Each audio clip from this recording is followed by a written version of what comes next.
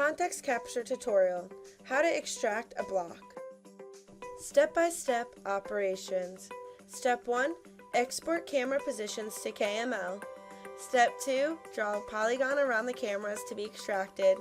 Step 3, export the polygon to a new KML file. Step 4, right-click on the block and select Extract. Step 5, select the KML file. Step 6, click Extract Block.